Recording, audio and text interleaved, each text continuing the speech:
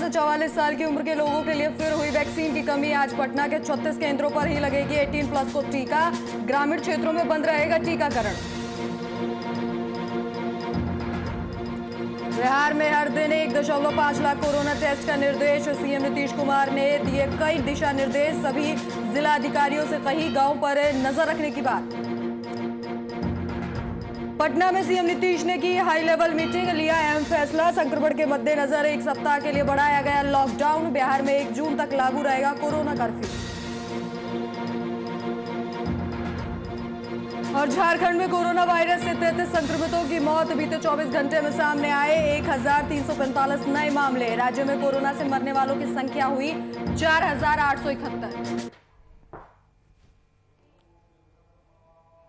नमस्कार, आप देख रहे हैं वीआईपी न्यूज और मैं हूं आपके साथ राखी लांबा। बिहार में 41 दिनों के बाद बीते दिन इस कोरोना संक्रमितों का आंकड़ा 3000 के नीचे आया है। पिछले 24 घंटे में राज्य में 2844 नए मरीज मिले हैं। इससे पहले 12 अप्रैल को जब कोरोना की दूसरी लहर की पीक की शुरुआत हुई थी, तब उस दिन 2999 नए संक्रमित मिले थे। राज्य में कोरोना संक्रमण अब ढलान पर है, पर इसमें तेजी से कमी आ रही है। और सोमवार को राज्य में कोरोना संक्रमण दर 2.22% हो गई। एक दिन पहले संक्रमण दर 3.01% थी। सरकार ने कोरोना को रोकने में लॉकडाउन के सकारात्मक असर को देखते हुए इसे 1 जून तक के लिए बढ़ा दिया है। सीएम नीतीश कुमार ने बीते दिन क्राइसिस मैनेजमेंट ग्रुप की बैठक के बाद लॉकडाउन बढ़ाने का ऐलान किया है। उन्होंने कहा कि लॉकडाउन का अच्छा प्रभाव पड़ा है, जिसे देखते हुए संक्रमण में कमी भी दिख रही है। कोरोना काबू में आ रहा है, इसलिए 25 मई के आगे 1 सप्ताह यानी 1 जून तक लॉकडाउन अब जारी रखने का फैसला लिया गया है।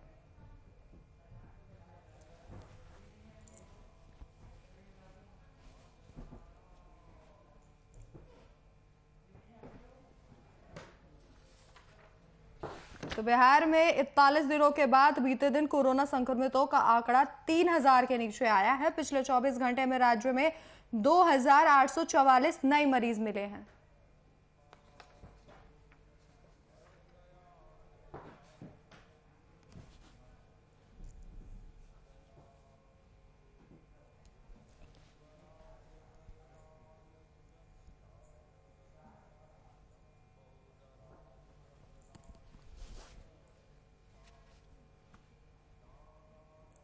तो इस खबर पर ज्यादा जानकारी के लिए हमारे वरिष्ठ संवाददाता शशांक दुबे हमारे साथ लाइव जुड़ चुके हैं। शशांक, जिस तरीके से बिहार में लगातार कोरोना की स्थिति बेहद गंभीर होती जा रही थी और लगातार, लेकिन जिस तरीके से लॉकडाउन लगाया गया, अब मामले कम आ रहे हैं। बिहार के लोगों के लिए एक अच्छी खबर है।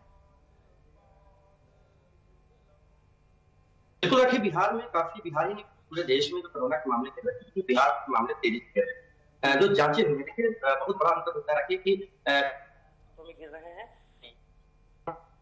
या जो टेस्ट हो रहे हैं उसके अकॉर्डिंगली उनका रेशियो गिर रहा है। तो बिहार में जो सरकारी आंकड़े उपलब्ध है वो ये है कि जितने टेस्ट किए जा रहे हैं उसमें जो संक्रमण की दर है वो पहले काफी ज्यादा थी, वो करीब 15 के करीब चली गई थी, लेकिन घटते घटते आज 2.22% आई है। यानी लोगों का टेस्ट किया जाता है उसमें 2.22 लोग भी पॉजिटिव पाए जाते हैं। यानी उस लिहाज से देखा जाए, टेस्टिंग के लिहाज से देखा जाए तो कोरोना के आंकड़े बिहार में तेजी से गिरे हैं। कल करीब 3 के करीब आंकड़े थे, 3% से थोड़ा सा ज्यादा था, लेकिन आज वो आंकड़े घटकर 2.2, यानी कल शाम तक की रिपोर्ट मानी जाए तो 2.2% आ गया। तो सरकारी आंकड़ों के हिसाब से कोरोना के मामले काफी तेजी से गिर रहे हैं और ये बहुत राहत की बात है कि जो टेस्ट किए जा रहे हैं उसके अकॉर्डिंग। लेकिन राखी, एक महत्वपूर्ण बात यह है कि जो गाँव में खास करके अर्बन एरिया में काफी ज्यादा टेस्टिंग की गई है, वहां पर लोगों ने ट्रीटमेंट काफी ज्यादा कराया है और काफी ज्यादा लोग जो अप्रैल के महीने में या मई के आधे महीने में काफी ज्यादा लोग संक्रमित हो गए। तो अब गांव की तरफ अगर रुख किया जाए तो गांव में बड़ी संख्या में लोग संक्रमित हो रहे हैं। हालांकि सरकारी आंकड़े जो है वो काफी राहत देने वाले हैं, लेकिन जो गाँव से खबर आ रही है कहीं ना कहीं कोरोना के मामले गाँव तो ये कहा जा सकता है कि जो सरकारी आंकड़े हैं वो कहीं ना कहीं राहत देते हैं, लेकिन जमीनी हकीकत में आंकड़े अभी भी मौजूद हैं और की जाएगी रूरल एरिया से जब टेस्टिंग बढ़ाई जाएगी तो हो सकता है यहाँ पर परिवर्तन है। लेकिन अभी जो नेशनल वाइड आंकड़े हैं वो राहत देने वाले हैं, बिहार के आंकड़े भी राहत देने वाले हैं। हाँ जी। हम्म। बिल्कुल शशांक, जिस तरीके से आपने बताया कि ग्रामीण इलाके हैं जो वहां पर कोरोना ज्यादा पैर पसार रहा है, और ये भी देखा जा रहा है कि लोगों का, विपक्षियों का ज्यादातर यही कहना है कि जो सरकार है वो ग्रामीण इलाकों की जांच नहीं करवा पा रही है। कई लोग तो, कई ग्रामीण इलाके ऐसे हैं जहां लोग कोरोना को लेकर जागरूक नहीं है, और विपक्षी दल ही लगातार यही कह रहे हैं कि जो ग्रामीण इलाके हैं वहां जांच तो हो नहीं रही, इस वजह से जो कोरोना के मामले हैं वो लगातार कम दिखाई दे रहे हैं। बिल्कुल, कहीं न कहीं ये बात, इस बात में विपक्ष की सच्चाई है। और देखिए 2 बातें हैं, कि एक सरकार कोशिश भी कर रही है, मुझे पता है कि गाँव में सरकारी जो पीएचसीज़ हैं या फिर कहीं-कहीं कैंप लग के जाँच कराई गई है, तो लोगों हम्म। के अंदर अगर सिम्पटम होते भी हैं, तो उसको नॉर्मल जो मौसम का बुखार मान के या मौसम की सर्दी मान के लोग उसको इग्नोर करते हैं। और कुछ लोग जानबूझ के भी टेस्ट नहीं कराते हैं, टेस्ट कराने के बाद उनको आइसोलेशन में रहना पड़ेगा। और सबसे बड़ी बात है राखी, कि गाँव के इलाके में भी ऐसा माहौल है कि अगर किसी कोई व्यक्ति कोरोना पॉजिटिव हो गया, तो एक तरह से आइसोलेट, वो खुद आइसोलेट नहीं होता, लेकिन सामाजिक तौर पे काफ़ी ज़्यादा उसको बहिष्कार मिलता है। तो ऐसे में लोग जानते हुए भी उनको कोविड है, हो सकता है, उनके पास सिम्पटम्स हैं, लेकिन वो बचते हैं इससे जाँच कराने में। तो इससे आंकड़े सामने नहीं आ पाते हैं। इसका ये मतलब नहीं है कि मामले पॉजिटिव नहीं।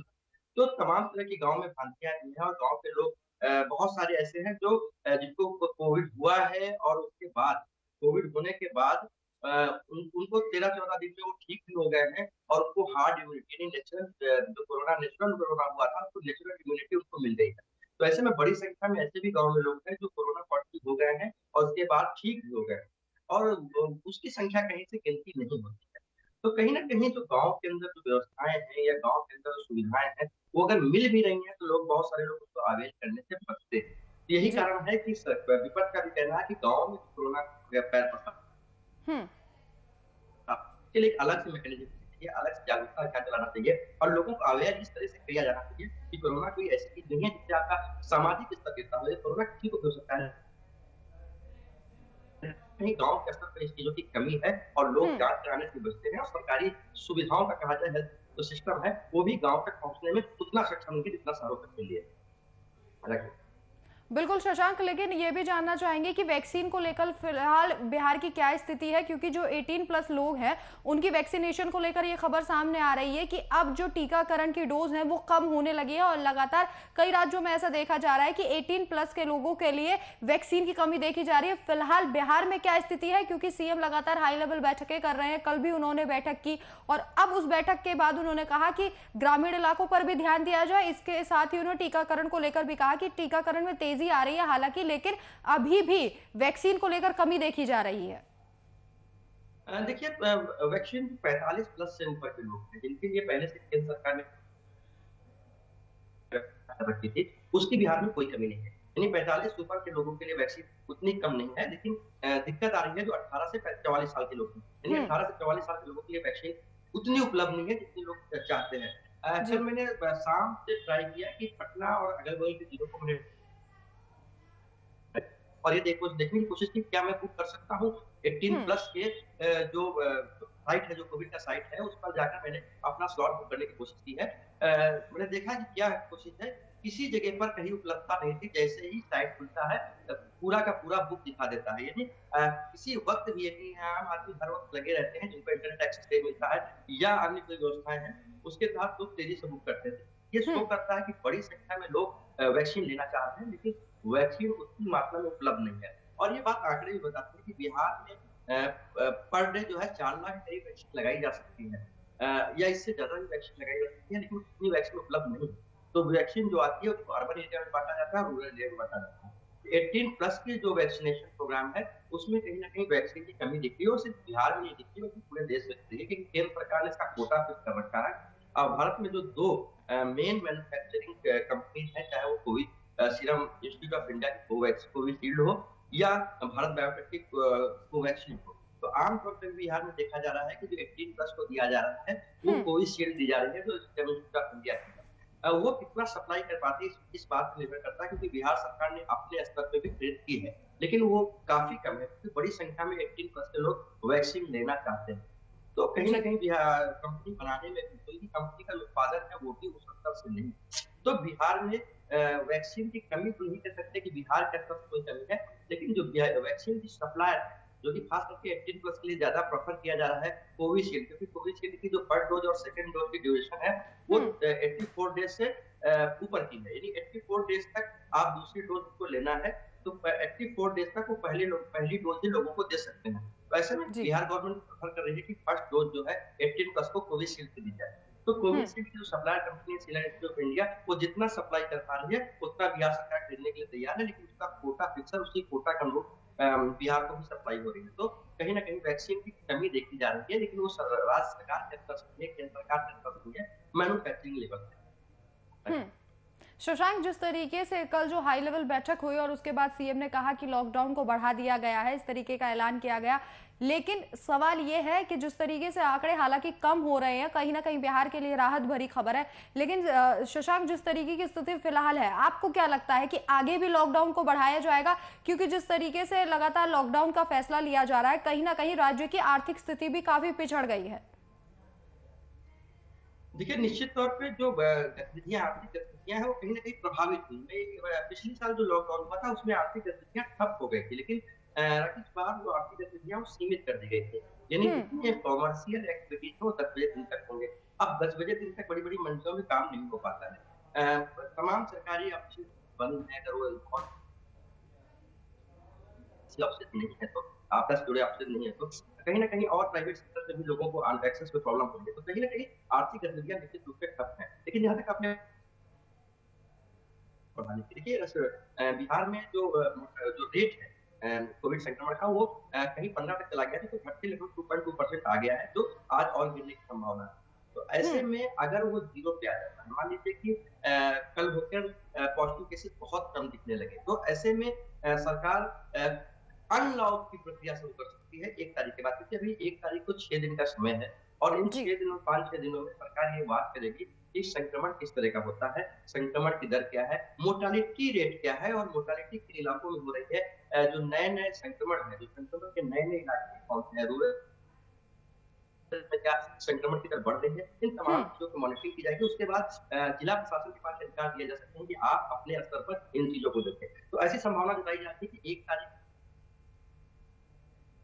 लॉकडाउन सरकार नहीं बढ़ाती है, 1 तारीख से लेकर 8 तारीख तक बढ़ा सकती है। लेकिन अगर 1 तारीख से 8 तारीख तक सरकार लॉकडाउन नहीं भी करती है, तो अनलॉक की प्रक्रिया शुरू होगी और फिर उसको स्टेप वाइज़ जो रिस्ट्रिक्शंस है वो हटाया जी। जाएगा और जिला प्रशासन को अधिकार दे दिया जाएगा कि अपने इलाकों में आप कंटेनमेंट ज़ोन देखें कि कहाँ पर मामले ज़्यादा आ रहे हैं, वहाँ पर हम्म। रिस्ट्रिक्शन फॉलो कराएँ, जहाँ पर कम है वहाँ पर थोड़ा-सा लोगों को रिलीफ दें। जो पब्लिक ट्रांसपोर्टेशन काफ़ी पहले से रिलीफ है, पब्लिक ट्रांसपोर्ट खोले जा सकते हैं कुछ शर्तों के साथ या फिर 1 सप्ताह का और समय लिया जा सकता है। तो बिहार में 2 बातें हैं, या तो लॉकडाउन को 1 तारीख के बाद 1 सप्ताह के लिए और बढ़ा बिल्कुल शशांक, देखना और ये दूसरी बात होगा हो कि अब सकती है कि जिस तरीके से लगातार मामले घटते जा रहे हैं, अब जिस तरीके से लॉकडाउन की अवधि बढ़ाई गई है, इसके बाद अगर हालात यही रहे तो सरकार क्या फैसला लेती है। हमारे साथ जानकारी साझा करने के लिए आपका बहुत बहुत शुक्रिया।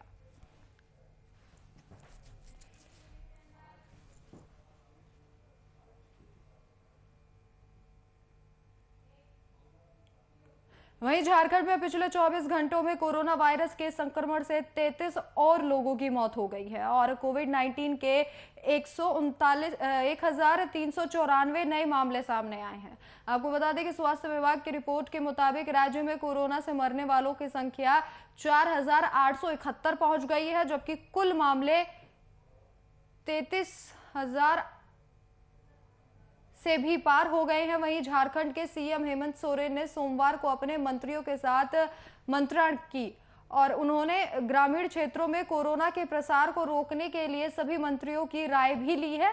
इस दौरान सीएम ने बताया कि राज्यों के सभी जिला और प्रमंडल अस्पतालों को ऑक्सीजन युक्त अस्पताल बनाने का फैसला राज्य सरकार ने लिया है। राज्य सरकार की आयुष विभाग की भी कोरोना किट के माध्यम से दवाइयां उपलब्ध कराने का काम कर रही है। इसके साथ ही उन्होंने कहा कि हम संक्रमण को काबू कर पाने में सक्षम हो रहे हैं और राज्य में पॉजिटिव मरीजों की संख्या में कमी हुई है। ये एक सुखद अनुभव है।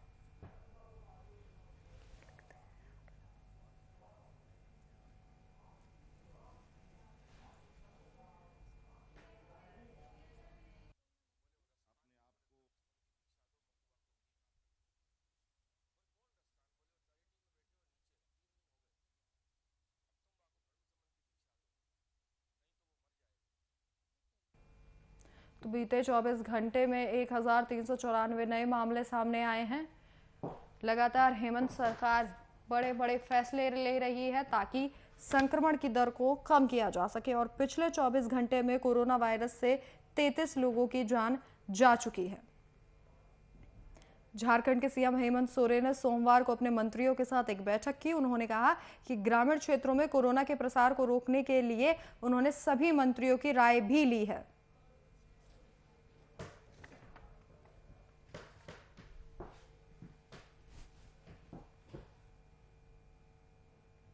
तो इस खबर पर ज्यादा जानकारी के लिए हमारे बिहार झारखंड के संपादक कुंदन कृतज्ञ जी हमारे साथ लाइव जुड़ चुके हैं। कुंदन जी, जिस तरीके की झारखंड में स्थिति लगातार देखी जा रही है कि लॉकडाउन के बाद से जो मामले हैं वो कम आने शुरू हो गए हैं, कहीं ना कहीं हेमंत सरकार के जो उचित फैसले थे ये उन्हीं का असर है। और कल भी उन्होंने जिस तरीके से सोमवार को बैठक की और उन्होंने कहा कि गाँव पर भी ध्यान दिया जाएगा, इसके साथ ही जो अस्पताल है उनको ऑक्सीजन युक्त बनाया जाएगा। देखिए ना कि जिस समय स्वास्थ्य सुरक्षा सप्ताह की शुरुआत हुई थी झारखंड में 22 अप्रैल से, उस दौरान आंकड़े बढ़कर 8000 से पार हो चुके थे। 24 घंटों में झारखंड में संक्रमित मरीजों के इस आंकड़े ने सबको हैरान कर दिया था और सबके लिए चिंता की बात हो गई थी। लेकिन 22 अप्रैल की सुबह 6 बजे से स्वास्थ्य सुरक्षा सप्ताह की शुरुआत हुई और स्वास्थ्य सुरक्षा सप्ताह ने जैसे जैसे इसमें समय बीतता गया वैसे वैसे इसने अपना असर दिखाना शुरू किया। और इस मिनी लॉकडाउन का नतीजा यह हुआ है कि 22 अप्रैल से अगर हम बात कर लें 1 महीने 2 दिन के बाद की, तो स्थिति यह है कि अब आंकड़े घटकर 1500 1500 से नीचे पहुंच चुके हैं कुल संक्रमित मरीजों के। पिछले 24 घंटों में कल के अगर आंकड़ों की बात कर लें तो कल झारखंड में 1394 संक्रमित मरीज पाए गए। वहीं पर 3291 मरीज स्वस्थ होकर अपने घरों को लौटे और जो मृतकों का आंकड़ा है वो महज 33 रहा है। ये आंकड़े पूरे झारखंड के स्तर पर देखें तो संक्रमित मरीजों का आंकड़ा हो जाए या स्वस्थ होकर घर लौट रहे मरीजों की बात कर लें या मृतकों के आंकड़े बात कर लें, ये तमाम आंकड़े स्वास्थ्य सुरक्षा सप्ताह और राज्य सरकार के द्वारा किए गए उपायों के बाद पहुंचे हैं। और जो पिछले 24 घंटे के आंकड़े हैं उसमें राजधानी रांची से 199 संक्रमित मरीज पाए गए हैं, 626 मरीज स्वस्थ हुए हैं और 11 मरीजों की मौत हुई है। इसके बाद सबसे ज्यादा अगर कहीं चिंता का बात है किसी शहर को लेकर तो वह जमशेदपुर है। हालांकि जमशेदपुर भी एक समय ऐसा था कि इसने भी 1000 के आंकड़े को पार कर लिया था। 258 संक्रमित मरीज जमशेदपुर से पाए गए हैं, जहां 385 स्वस्थ होकर घर लौटे हैं और 5 संक्रमित मरीजों की मृत्यु हुई है। साथ ही हजारीबाग और धनबाद ये 2 ऐसे जिले हैं जिसमें पिछले 24 घंटों में संक्रमित मरीजों के आंकड़े 100 के ऊपर थे। बाकी तमाम जिलों में संक्रमित मरीजों के आंकड़े 100 से नीचे रहे हैं। कुछ जिले ऐसे हैं जहां पर किसी भी संक्रमित मरीज की मौत नहीं हुई है पिछले 24 घंटों में। ऐसे 11 जिलों में अगर नाम ले ले साहेबगंज, सरायकेला, पाकुड़, लोहरदगा, लातेहार, जामताड़ा, हजारीबाग, गढ़वा, गिरिडीह, दुमका एंड चतरा, इन 11 जिलों से किसी भी संक्रमित मरीज की मौत की खबर नहीं आई है। और दूसरी सबसे अहम बात यह है कि राष्ट्रीय औसत जो स्वस्थ हो रहे मरीजों का रिकवरी रेट की बात कर ले तो राष्ट्रीय औसत जहां पिछले 24 घंटों में 88.70% रहा, वहीं झारखंड का रिकवरी रेट 93.23% रहा है। तो कहा जा सकता है कि लगभग 4.5% का फासला राष्ट्रीय औसत से ज्यादा का है। और केवल अगर हमारे लिए कोई चिंता की बात है तो मोर्टेलिटी रेट, मृत्यु दर, जहां राष्ट्रीय औसत 1.10% है, झारखंड का औसत 1.43% है। इन तमाम आंकड़ों को देख लें तो मिनी लॉकडाउन इसके लिए बिल्कुल परफेक्ट रहा है। कल अगले 48 घंटों में मिनी लॉकडाउन की समाप्ति हो रही है। कल मुख्यमंत्री ने तमाम कैबिनेट के मंत्रियों के साथ बैठक की। बैठक में अब कल दोपहर बाद तक, कल शाम तक मुख्यमंत्री इस संबंध में फैसला लेंगे कि आगे लॉकडाउन का क्या किया जाना है। बिल्कुल कुंदन जी, आगे सीएम फैसला लेंगे कि लॉकडाउन को बढ़ाया जाए या नहीं बढ़ाया जाए, क्योंकि जिस तरीके से फिलहाल स्थिति झारखंड की कोरोना को लेकर काफी अच्छी दिखाई दे रही है, काफी राहत भरी खबर सामने आ रही है, जिस तरीके से संक्रमण की दर लगातार घटती जा रही है। लेकिन कुंदन जी, क्या राज्य आर्थिक तौर पर इस चुनौती के लिए पूरी तरीके से सक्षम है? क्योंकि लगातार जिस तरीके से मिनी लॉकडाउन को बढ़ाया जा रहा है, तो क्या लगता है कि आर्थिक स्थिति पर राज्य की पर असर पड़ेगा? देखिए, आर्थिक हालातों पे अगर बात कर ले राखी, तो राज्य के लिए एक बड़ी चिंता की विषय थी। जो डीबीसी का पैसा का भुगतान करना था 30 अप्रैल तक 714 करोड़ रुपए के लिए, राज्य सरकार उसको लेकर हलकान थी कि उन पैसों को किस तरीके से डीबीसी को भुगतान किया जाएगा, क्योंकि डीबीसी को जो पैसे भुगतान किए जाने हैं तो उसमें जो शर्तें हैं, उन शर्तों के मुताबिक 30 अप्रैल तक 714 करोड़ रुपए का भुगतान होना था। जी। केंद्र सरकार ने पहली बार, राज्य सरकार ने जिसको एक्नॉलेज किया है कि एक अच्छा काम झारखंड सरकार के लिए किया है, कि उन 714 करोड़ रुपयों का भुगतान डीबीसी को अभी ना कराकर उसे 2 महीने का वक्त दे दिया है। उसका भुगतान 30 जून के बाद किया जाएगा, 31 जुलाई तक की तारीख भी दी है। जी। तो 714 करोड़ रुपए राज्य सरकार को अभी प्राप्त हुए हैं। इसके अलावा जो आप मिनी लॉकडाउन में आर्थिक नुकसान की बात कर रही हैं, तो उसके लिए राज्य सरकार ने अभी बहुत जीविका और जीवन, इन 2 मुख्य बिंदुओं के आधार पर मिनी लॉकडाउन का पूरा कॉन्सेप्ट प्लान किया था। आप देखें, तमाम निर्माण गतिविधियों को छूट दे रखी है, तमाम खनन गतिविधियों को छूट दी हुई है, कृषि गतिविधियों को छूट दी गई है। तो आर्थिक हालातों पर काफी बुरा असर ना पड़े, आर्थिक गतिविधियां भी पैरेलल, समानांतर रूप से जारी रहें, इसको लेकर भी राज्य सरकार प्रयत्नशील है। और अब सबसे अहम बात है कि लोगों की जान बच जाए, उसके बाद फिर आर्थिक हालात पर लड़ने के लिए राज्य सरकार भी लंबे समय से योजनाएं बना रही है। अब देखना है कि लॉकडाउन समाप्त होने के बाद उसको किस तरीके से इम्प्लीमेंट किया जाता है। राखी, कुंदन जी, फिलहाल वैक्सीनेशन को लेकर झारखंड की क्या स्थिति है? क्योंकि लगातार यही कहा जा रहा है तमाम राज्यों में कि जो 18+ लोगों की वैक्सीन है उसमें कमी है, लगातार केंद्र से वैक्सीन को लेकर मांग की जा रही है। फिलहाल झारखंड की वैक्सीनेशन को लेकर क्या स्थिति है? 18+ के लोगों के लिए महज 4 दिन का वैक्सीन बचा हुआ है, और 45+ के लोगों के लिए 7 से 10 दिन का वैक्सीन बचा हुआ है। वो कितने लोग टीका केंद्रों पर आते हैं उस पर निर्भर करता है। ऐसे माना यह जा रहा है कि 7 से 10 दिनों का वैक्सीन 45+ के लिए बचा हुआ है। और कल जिन मंत्रियों के साथ मुख्यमंत्री हेमंत सोरेन ने वर्चुअल मीटिंग की है, उसमें उन्होंने स्पष्ट कर दिया है कि